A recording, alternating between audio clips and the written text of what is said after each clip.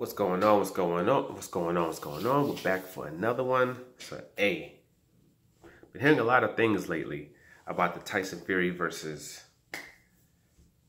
Anthony Joshua fight lately. Hearing a lot of clamor, a lot of talk about from Eddie Hearn about how they're negotiating, and he doesn't believe it's going to take a very long time to negotiate. He doesn't think it's going to take a long time to come into terms, to make the fight happen. But that talk's just confusing to me, just due to the fact that I thought this fight was supposedly already done. Supposedly Tyson Fury had said that they had a 2-fight deal, a 50-50 deal split, and everything was all set, all done. The only thing he had to do was take on Deontay Wilder. Kind of like Tyson Fury versus Deontay Wilder was all set. Tyson Fury just needed to get past the point that he faced, and Deontay Wilder just needed to get past Luis Ortiz too in that particular fight. And as soon as that was done, it was all, all things go. It wasn't okay, now we're going to negotiate. No, it was none of that. The fight was done. So I thought this was the same type of situation, but it doesn't seem that's the case. It doesn't seem that's the case. And then it makes you sit there and ask, okay, so what's going on? And if you told us something that was false when it came to that, what else might be false? What else might be untrue? Because the reality situation is, that mediation doesn't go right with their way. He's going to have to face Deontay Wilder. And I understand people say, like, he could just what's he going to do? Not fight in the United States again? He has a contract with ESPN. And then ESPN, if they walk out of that deal that they had with Fox, they're going to look bad. And it's something that just business-wise you don't want to do. You don't want to come into an agreement with somebody and then do that, because they're not going to want to then do business with you in that fashion ever again. So that whole Earl Spence versus Terence Crawford thing, you can really forget about that, because he's really going to have to be away from Top Rank and be away from ESPN for that to happen. Period. Or there would be zero chance that happens. But they're not going to want to do business like that. Then when it comes to Anthony Joshua, Usyk wants his title shot. And the Usyk team has made it very clear that they have particular obligations, and he's made it very clear that they're not walking away from that fight. He's going to have to face, us next. So you have that. So because then he has that, he has to go do that. And I understand they've talked about, they want to do the biggest fights, and they're willing to drop the belts. Okay, then if you drop the belts, all you have is a fight between 2 UK fighters. It's not for undisputed anymore. It's not for undisputed. So then what? And you put Usyk into a space where now he goes fights somebody else and he gets that belt. Don't just make the assumption Usyk's just going to fight you in the UK now for undisputed if, let's say, you're able to beat Tyson Fury. He's just going to say, okay, cool, I'll go to your backyard and fight for undisputed. He might be like, nah, I got my belt, I'm straight. I'll go to the United States and I'll fight Deontay Wilder on pay-per-view for $75 a pop with the huge gate. I'll go do that again. I'll go do that instead. Remember, he had the issue with the whole glove situation with Chiros, where he believed that, he tried to use gloves, illegal gloves with no padding. And Eddie Hearn said, oh, that was because I guess these were the gloves that Dillian White used in his fight. Which makes no sense. So he's really going to be looking at you like, yeah, you really trying to get me hurt, or you're really trying to get some grimy things done to me. So you might want to just step away from the whole situation fast, because he has no obligations to fight Anthony Joshua after that. If they drop the belt and he gets the belt, he has zero obligations to fight him.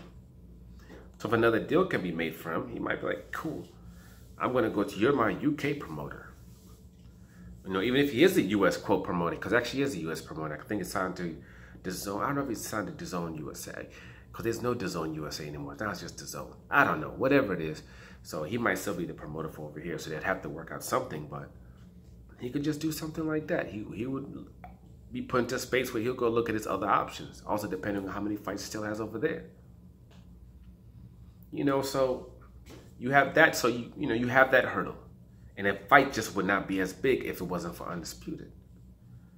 And then where are they going to fight? People just making this assumption that the Saudis are, quote, giving up all this money for those two. The Saudis are willing to give up all that money for those two. Why would they have done that with, for him and from Deontay Wilder? It doesn't make any sense. Doesn't make any sense whatsoever. That would have been a huge fight. Anthony Joshua versus Deontay Wilder. And you would have been making make a killing off pay-per-views in the United States and the UK. And you're getting all the Saudi money on top of it. That would have been huge. It would have been absolutely huge. Doesn't make any sense.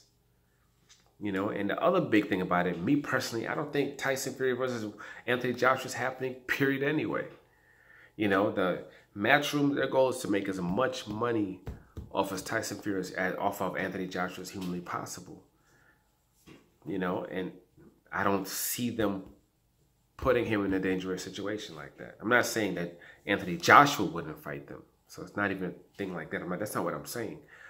I'm saying I believe Eddie Hearn, and Matchroom are going to do what they believe is in the best interest of them long term. They're not going to think about just one fight. They're going to think, okay, yeah, we can make this money off this fight, but we make this amount of money off Anthony Joshua in 3 fights or 2 fights, because the UK, there's kind of a cap on how much money you're going to be able to make. Even with a gate, there's really a cap. To them, 6, 7, that's like, I think the biggest gate was $7 million. That was like their biggest gate. And then the pay-per-view is only $25 a pop.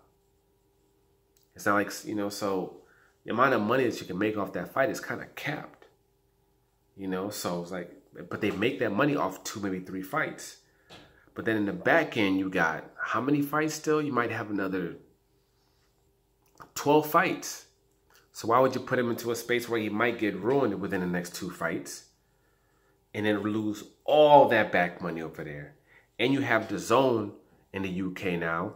And I'm thinking, I understand right now they're doing the Matchroom, the zone thing, but we don't know what the future holds. We don't know what the zone has probably promised Eddie Hearn. How much funds they're going to put into that man's pocket. If he can bring Anthony Joshua to them and have his fights on there. And now they're doing pay-per-view. So now you can just have pay-per-view in the UK for the Anthony Joshua fights. Just with the way they operate, with the way they move, I just don't see them doing that fight. Doesn't make any sense when you look at their blueprint and the way that they move. Doesn't make it. I'm not saying it's about Anthony Joshua, so I'm gonna get butthurt. I'm talking about Matchroom. I'm talking about Eddie Hearn. I'm talking about the way they operate and how they move that man. And he's gonna follow them because he believes that they're doing what doing what they need to do in his best interest, and he's gonna follow their lead, just like other fighters, including American fighters, whether it be Devin Haney, whether it be Demetrius Andrews, also follow that lead. And where they're being actually taken, and it's not gonna end up good for either one of them. But that's a whole other topic. But as time passes, we'll see what happens. But too many conflicting things being said. Too many questions to be answered, and as always, time will tell. But for now, like, subscribe, share. I'm out.